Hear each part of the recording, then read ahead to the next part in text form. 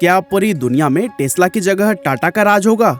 No doubt Tesla इस समय दुनिया की सबसे बड़ी कार कंपनी है और दुनिया में ईवी रेवोल्यूशन लाने का भी श्रेय इसी कंपनी को ही दिया जाता है। लेकिन इंडियन ईवी मार्केट के अंदर पिछले कुछ सालों में जो काम टाटा मोटर्स ने किया है वो भी अपने आप में किसी रेवोल्यूशन से कम नहीं है।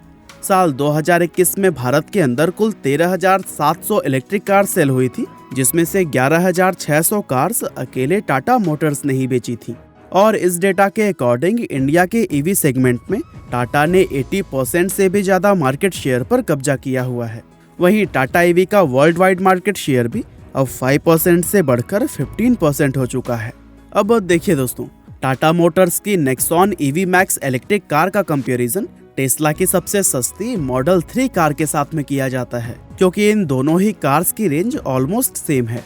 लेकिन टेस्ला के लिए दिक्कत की बात यह है कि टाटा की इस कार का प्राइस मॉडल 3 की तुलना में आधे से भी कम है। मतलब कि जहां टाटा की नेक्सॉन ईवी मैक्स 17 से 20 लाख रुपए में आपको मिल जाएगी, वहीं टेस्ला की मॉडल 3 के लिए आपको 40 लाख रुपए तक पे करने पड़ेंगे। और ये प्राइस भी टैक्स को छोड़कर है, क्योंकि इंपोर्ट ड्यूटी को जोड़कर इसकी कीमत सीधे 70 से 80 लाख के आसपास चली जाएगी। और तो और टाटा मोटर्स का लक्ष्य साल 2025 तक इंडियन मार्केट में 10 नई इलेक्ट्रिक कार्स लॉन्च करने का है, जिसमें कि उनकी मोस्ट अवेटेड टाटा कर्व 2024 में और टाटा अवेन्या 2025 में लॉन्च की जाएगी। यानी कि टाटा ने अब पूरी तैयारी कर ली है कि वो इंडियन ईवी मार्केट के अंदर किसी भी देशी या फिर विदेशी कंपनी को कोई जगह नहीं देने वाले। अब दोस्तों, ऐसे में सवाल ये उठता है कि एक तरफ जहां टेस्ला जैसी बड़ी कंपनी भी अपनी कार्स की कॉस्ट को कम नहीं कर पा रही, वहीं टाटा मोटर्स इतनी कम कीमत में इस तरह की शानदार और एडवांस इलेक्ट्रिक कार्स आखिर बना कैसे रही है, और इंडियन ईवी मार्केट में टाटा की इस जबरदस्त सक्सेस का राज क्या है। असल में दोस्तों, टाटा मोटर्स की इस सक्सेस के पीछे कोई एक नहीं बल्कि कई अलग अलग रीजंस हैं, और उसमें सबसे पहला रीजन है टाटा मोटर्स का समझदारी व पेशेंस के साथ इस मार्केट में एंटर करना। एक्चुअली जब भी कोई कार कंपनी ईवी सेगमेंट में एंटर करती है तो फिर उसे डिजाइन, रिसर्च और असेंबली लाइन से लेकर अपना पूरा मैन्युफैक्चरिंग सेटअप जीरो से बिल्ड करना पड़ता है। और इन सभी चीजों को एक बड़े लेवल पर करने के लिए बिलियंस ऑफ डॉलर्स खर्च हो जाते हैं। अब टाटा मोटर्स को ये बात बहुत अच्छी तरह से मालूम थी कि अगर उन्होंने एकदम से ये पूरा सेटअप बनाने में अपना पैसा इन्वेस्ट कर दिया तो फिर इससे ना सिर्फ उनकी कार की कॉस्ट बढ़ेगी बल्कि इसमें रिस्क फैक्टर भी बहुत ज्यादा हाई हो जाएगा, क्योंकि उस समय इंडियन मार्केट ईवीज के लिए बिल्कुल नहीं थी। ऐसे में उन्होंने एक नई मैन्युफैक्चरिंग यूनिट सेटअप करने की जगह पर अपनी मौजूदा फैक्ट्री की खाली पड़ी जगह को यूज करने का फैसला किया, और वहां पर टाटा ने अपने इंजीनियर्स को इलेक्ट्रिक कार्स बिल्ड करने के काम पर लगा दिया। हालांकि इस तरह से वो एक दिन में मैक्सिमम 8 से 10 कार से बना पाते थे, लेकिन इस स्ट्रैटेजी से उनकी मार्केट टेस्टिंग बहुत कम पैसों और बिना किसी रिस्क के पूरी हो गई। और फिर जैसे जैसे उन्हें मार्केट से रिस्पांस मिला, उसी हिसाब से वे धीरे धीरे अपनी ईवी यूनिट को बड़ा करते गए। इसके अलावा टाटा मोटर्स का टाटा ग्रुप की दूसरी कंपनीज के साथ में कोलैबोरेशन करना भी इसकी सबसे अहम स्ट्रैटेजीज में से एक रही थी, जहां टाटा मोटर्स ने अपनी इस स्ट्रैटेजी को मार्वल सिनेमैटिक यूनिवर्स की तरह ही टाटा यूनिवर्स का नाम दिया था। असल में ईवी एक ऐसी इंडस्ट्री है जिसमें कंपनी को बैटरी से लेकर चार्जिंग स्टेशंस बिल्ड करने तक सारे काम खुद ही करने पड़ते हैं।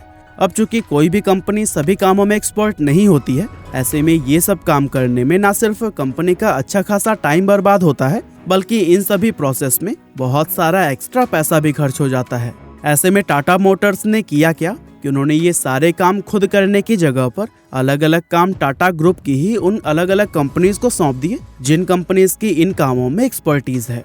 फॉर एग्जाम्पल, टाटा मोटर्स ने चार्जिंग स्टेशन बनाने का काम टाटा पावर को, सॉफ्टवेयर का काम टीसीएस को और बैटरी बिल्ड करने का काम टाटा केमिकल्स को सौंपा हुआ है। और इस स्ट्रैटेजी की वजह से न सिर्फ टाटा मोटर्स के ईवी सेगमेंट का हर एक काम समय से पहले पूरा होता है, बल्कि साथ ही किसी भी चीज में उनका एक्स्ट्रा पैसा भी खर्च नहीं होता। और यही वजह है कि पूरी दुनिया के अंदर जितनी सस्ती इलेक्ट्रिक कार टाटा मोटर्स बना रही है, उतनी सस्ती और दूसरी कोई भी कंपनी नहीं बना पा रही। इसके अलावा टाटा मोटर्स ने मार्केट और कस्टमर की नीड को समझने में भी बहुत मेहनत से काम किया है, और ये उनके इस सफलता की तीसरी अहम वजह है। दरअसल टाटा मोटर्स को आज ये मालूम है कि इंडियन कस्टमर एक इलेक्ट्रिक कार के अंदर क्या क्या चाहता है और क्या नहीं चाहता। ऐसे में वो बिना किसी फालतू के फैंसी फीचर्स को ऐड किए बिना सिर्फ कस्टमर की नीड के अकॉर्डिंग सिंपल ईवीज बनाने पर अपना फोकस रखते हैं। और इसीलिए आज इंडियन कस्टमर्स टाटा मोटर्स की ईवीज को सबसे ज्यादा पसंद कर रहे हैं। अब दोस्तों, टाटा के इन स्ट्रैटेजीज को देखते हुए शायद ही टेस्ला अब भारत में आना चाहेगी, और मान लीजिए कि आ भी जाती है तो फिर उनके यहाँ पर सफल होने के चांसेस लगभग ना के बराबर होंगे। और ऐसा होने के भी 3 अहम कारण हैं, जिसमें सबसे पहला रीजन है टेस्ला कार्स का प्राइस, जो कि इंडियन मार्केट के हिसाब से बहुत ज्यादा हाई है। फॉर एग्जाम्पल, टेस्ला की सबसे सस्ती मॉडल 3 कार की भी अगर बात कर लें तो उसकी कीमत 40 लाख रुपए के करीब निकल कर आती है, और टैक्स लगने के बाद से इंडिया में इस कार की कीमत इससे भी डबल यानी कि 75 से 80 लाख रुपए के करीब हो जाएगी। अब ऐसे में कोई भी भारतीय कस्टमर भला डबल या ट्रिपल प्राइस चुकाकर एक ऐसी ईवी क्यों खरीदेगा जिसके बराबर की रेंज टाटा 17 से 20 लाख रुपए के ही कार्स में ऑफर कर रहा है। इसके अलावा टेस्ला का भारत में फेल होने का दूसरा रीजन है चार्जिंग स्टेशंस, जिन्हें कि इंडिया में बिल्ड करना किसी भी कंपनी के लिए एक बहुत बड़ा चैलेंज होगा। असल में हमारा भारत एक बहुत बड़ा देश है, जहां ईवीज के लिए चार्जिंग स्टेशंस बिल्ड करना हद से ज्यादा टाइम कंज्यूमिंग और हाई कॉस्ट प्रोसेस है। ऐसे में टेस्ला ही क्या, दुनिया के किसी भी कंपनी के लिए ये काम करना बहुत ज्यादा मुश्किल होगा।